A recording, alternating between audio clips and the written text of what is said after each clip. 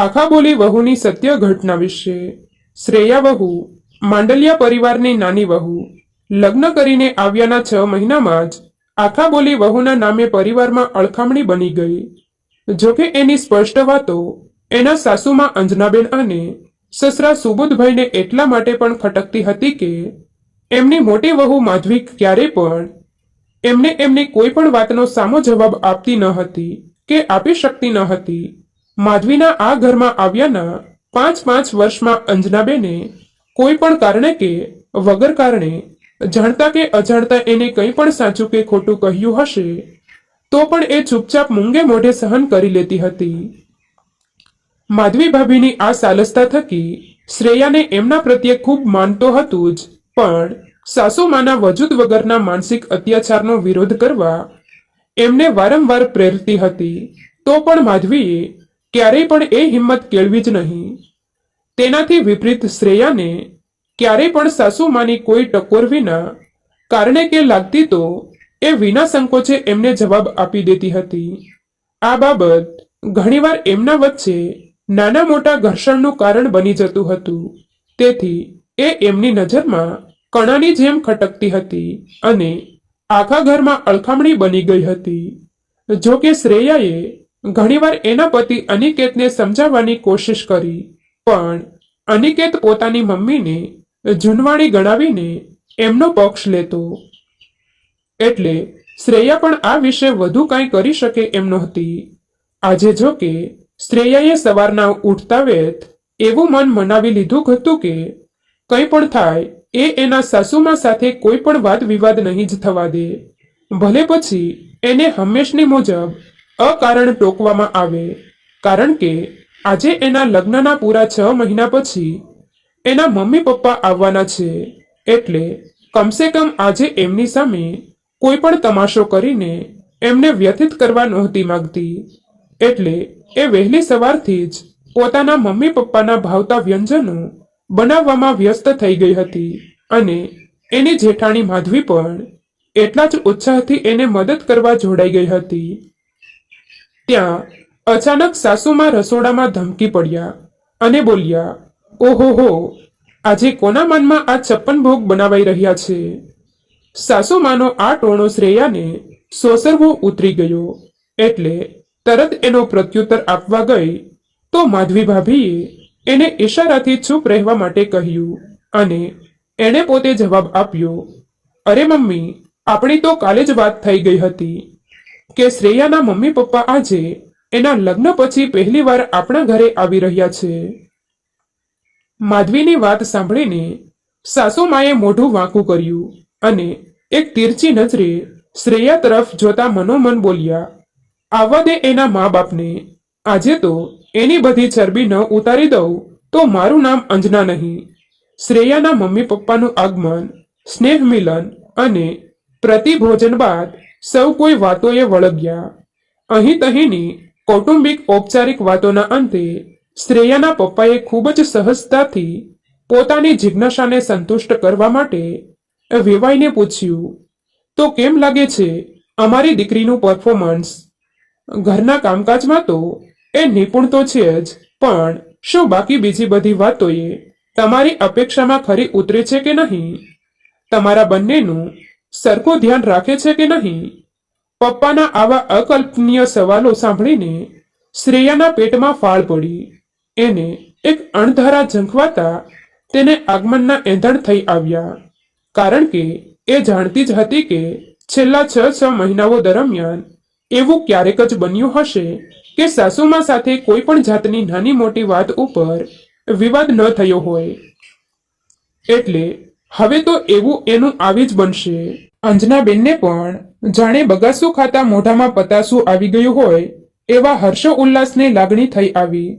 તેમ છતાંય પોતાના મનોભાવ પર કાબુ રાખીને ચહેરા પર કરડાઈ લાવીને તે બોલી ઉઠ્યા, માફ કરજો આશીષભાઈ, અમારી સેવા કરવાનું તો દૂર રહ્યું, પણ અમારી વાતનો સામો જવાબ આપવાની એક પણ તક ચૂકતી નથી આ તમારી દીકરી. ઘરના કામકાજમાં એ ભલે નિપુણ હશે, પણ સાસરામાં વાત, વર્તન અને વ્યવહારની સમજણ લગી રહી માત્ર એમનામાં નથી. શું વાત કરો છો તમે અંજનાબેન? આશીષભાઈ હતપ્રભ થઈને બોલ્યા. ગુજરાતીમાં જ વાત કરું છું. તમારી દીકરીની જેમ હું અંગ્રેજી માધ્યમમાં નથી ભણી. સાસુમાના આવા ક્રૂર કટાક્ષથી શ્રેયા એકદમ હચમચી ગઈ અને તરત કાંઈ બોલવા ગઈ એ પહેલા બાજુમાં બેઠેલી માધવી ભાભીએ એની હથેળીને દબાવીને એને ચૂપ રહેવાનો સંકેત આપ્યો. તો એ સમસમીને બેસી ગઈ. સાસુમાને તો જાણે હવે ખુલ્લું મેદાન મળી ગયું હોય એમ છેલ્લા 6 મહિનાની બધી ભડાસ કાઢી નાખી. સાચી ખોટી જાણી અજાણી બધી વાતોમાં મીઠું મરચું ભભરાવીને સાસુમાએ પોતાના મનને ટાઢક મળે એ રીતે પોતાની વાત રજૂ કરી દીધી. આ સાંભળીને આખા ઘરમાં ચોંપો પડી ગયો. કાપો તો લોહી ન નીકળે એવી પીડા અને ક્ષોભ અનુભવતા આશીષભાઈ એ પહેલા એક નજર શ્રેયા પર નાખી, જે ખૂબ જ ગુસ્સામાં આ બધી વાત સાંભળી રહી હતી. પણ તરત અંજનાબેને તેને સંબોધીને બોલ્યા, માફ કરજો વેવાણ, અમે શ્રેયાના આવા વર્તનથી તદ્દન અજાણ હતા. આશીષભાઈ વધુ આગળ બોલે એ પહેલા જ શ્રેયા બોલી ઉઠી, પણ પપ્પા, પણ આશીષભાઈએ ગુસ્સામાં એની વાત કાપી નાખી. ના બેટા, હવે એક પણ શબ્દ તું નહીં બોલે. શું અમે તારા વિશે આ બધી વાતો સાંભળવા આજે અહીં આવવાના હતા? શું અમે તને બચપણથી જ નથી જાણતા કે તું કેવી આખા બોલી છે? પણ અમારા લાડ પ્યારમાં તું આટલી ઉદ્ધત બની જશે એવી અમને કલ્પના પણ ન હતી.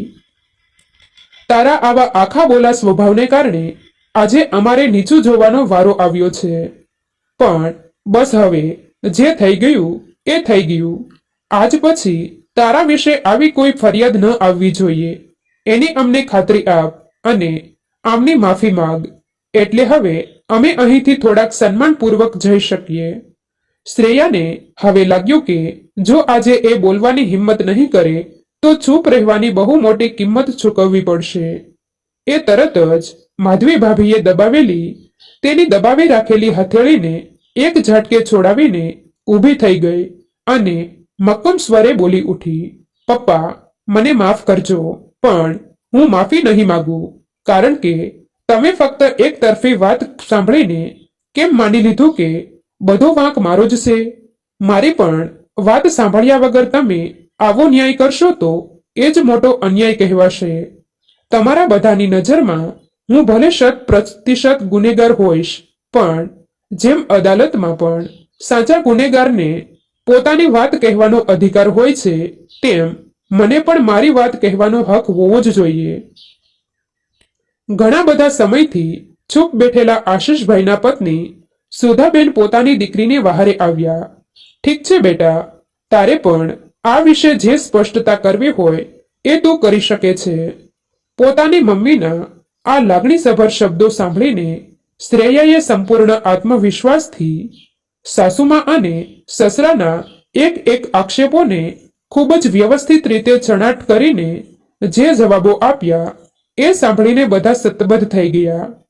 શ્રેયાએ જ્યારે બોલવાનું શરૂ કર્યું અને એની વાત સ્પષ્ટપણે પૂરી કરી એ દરમિયાન સૌ કોઈએ, ખાસ કરીને આશીષભાઈએ જોયું કે એના સાસુ સસરા હજુ થોડીવાર પહેલા જે રીતે શ્રેયા ઉપર આક્ષેપો કરી રહ્યા હતા અને એ બધા આક્ષેપોનું શ્રેયાએ જે રીતે એ ખંડન કરી રહી હતી એ સાંભળતા તેઓ ખૂબ જ શરમજનક લાગણી અનુભવી રહ્યા હતા અને મુખ પ્રક્ષેપ બનીને શ્રેયાની વાત કાપવાની હિંમત પણ નહોતા કરી રહ્યા અને એકબીજાની સામે ગંભીર મુદ્રાએ ફક્ત જોયા જ કર્યું હતું. જેથી તેમને હવે ચોક્કસ ખાતરી થઈ ગઈ હતી કે એ લોકોએ જાણી બૂજીને શ્રેયાને માનસિક ત્રાસ આપવા બધી વાતો પર ઉપજાવી કાઢેલી હતી. એટલે હવે પોતાના અવાજમાં ગર્વની લાગણી સાથે શ્રેયાને સંબોધીને બોલ્યા, બેટા, તારી બધી સ્પષ્ટતા સાંભળીને જે રીતે આ લોકો ચૂપ થઈ ગયા છે એ જ બતાવે છે કે તે કંઈ પણ ખોટું કર્યું નથી, પણ ખોટું તો તારી સાથે જ થયું છે. એટલે હવે એનો ન્યાય કરવાનો હક પણ તને જ મળે છે. તું જે નક્કી કરીશ એમાં અમે તારી સાથે જ છીએ. અને પછી એના સાસુ સસરાને સંબોધીને તે બોલ્યા, માફ કરજો વેવાણ, અમે શ્રેયાના મા બાપ તરીકે નહીં, પણ એવી દરેક વહુના મા બાપ તરીકે તમારા જેવા સાસુ સસરાઓને પૂછવા માંગીએ છીએ કે કોઈ પારકી છોકરી પોતાનું સર્વસ્વ છોડીને જ્યારે તમારા દીકરાનો ઘર સંસાર આગળ વધારવા માટે તમારા કુટુંબમાં જોડાય છે, ત્યારે શા માટે તમે એને પણ પોતાની સગી દીકરી જેવું સન્માન નથી આપી શકતા? અને જો પૂરેપૂરું સન્માન ન આપી શકતા હોય તો શા માટે આવી રીતે એના ઉપર માનસિક ત્રાસ ગુજારો છો? પણ અંજનાબેનની અકડ હજુ એમની એમ જ હતી. અમારે આ બાબત વધુ દલીલો નથી કરવી. તમને અને તમારી દીકરીને જે યોગ્ય લાગે એ કરવાની તમને છૂટ છે. આ સાંભળીને આશીષભાઈ થોડા વધુ ઉગ્ર બન્યા અને શ્રેયાને સંબોધીને બોલ્યા, જો બેટા, અમને એમ લાગે છે કે તારી વાતોની આ લોકો પર હજી કોઈ અસર પડી નથી અને કદાચ તેઓ એમનું તારા તરફનું વર્તન બદલશે જ નહીં. અને જો આમ જ ચાલવાનું હોય તો બેટા, હવે તારે નિર્ણય લેવાનો છે કે તારે આ લોકોની માનસિક યાતના સહન કરવી છે કે એમાંથી મુક્ત થવું છે. મુક્ત થઈને મારે ક્યાં જવું પપ્પા? શ્રેયાએ પોતાની લાચારી રજૂ કરી, પણ એની મમ્મીએ દ્રઢતાપૂર્વક એનો હાથ પકડીને એને જવાબ આપ્યો, અરે બેટા, ક્યાં એટલે? અમે તારા માવતર આજે પણ એટલા જ મજબૂત છીએ. જો તારે પાછા આવવું હોય તો અમે તને સહૃદયે સ્વીકારવા તૈયાર જ છીએ. પણ મમ્મી, હું પાછી આવી જાઉં તો સમાજમાં તમારી આબરૂ જાય એનું શું? બેટા, એવી ખોખલી આબરૂના ભોગે અમે તારો ભોગ ન લેવા દઈએ. ના પપ્પા, શ્રેયાએ એની દલીલ આગળ વધારી, મારા પાછા આવી જવાથી સમાજમાં ફક્ત તમારી જ આબરૂ નહીં જાય, પણ આ ઘરની આબરૂ પણ એટલી જ ખરાબ થશે જો હું અહીંથી પાછી જતી રહીશ. આ સાંભળીને શ્રેયાના સાસુ સસરા એકદમ અચંબિત થઈને એકબીજાની સામે જોવા લાગ્યા.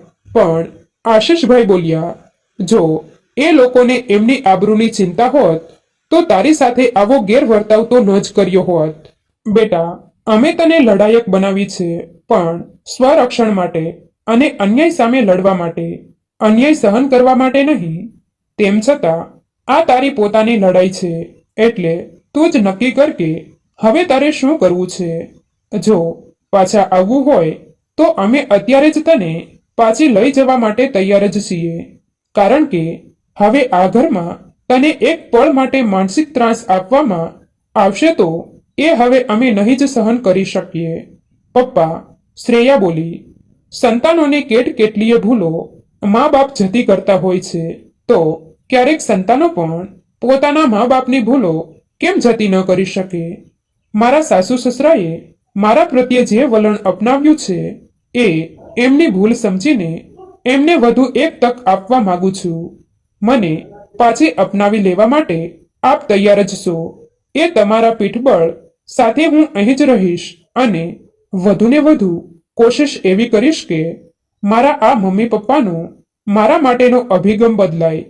એક ખૂબ જ આત્મસંતોષ અને સન્માનની લાગણી લઈને શ્રેયાના મમ્મી પપ્પા ત્યાંથી જતા રહ્યા. આ વાતને 3 મહિના વીતી ચૂક્યા હતા અને ખૂબ જ આશ્ચર્ય રીતે શ્રેયાના ઘરમાં આ 3 મહિના દરમિયાન એની સાસુ સાથે ક્યારેય પણ કોઈ પણ વાતનો વિવાદ નહોતો થયો. એટલું જ નહીં, પણ માધવી ભાભી સાથે પણ ખૂબ જ સન્માનપૂર્વક વ્યવહાર કરવામાં આવતો હતો. એ જોઈને માધવી સ્વગત બોલી ઉઠી, આ પરિવર્તનનો બધો શ્રેય શ્રેયાને આખા બોલી વહુને જ અત્યારે જાય છે. મિત્રો, તમને જો આ વિડીયો પસંદ આવ્યો હોય તો વિડીયોને લાઈક અને તમારા અન્ય સગા સંબંધી મિત્રો સાથે વિડીયોને શેર કરવાનું ભૂલતા નહીં. અને આવા જ નવા જીવન ઉપયોગી, જીવનમાં કંઈક નવું કરવાની પ્રેરણા મળે તેવા વિડીયો જોવા માટે અમારી ચેનલ સાથે બન્યા રહો. થેન્ક યુ મિત્રો. મળીએ છીએ એક નવા વિડીયો સાથે. આભાર.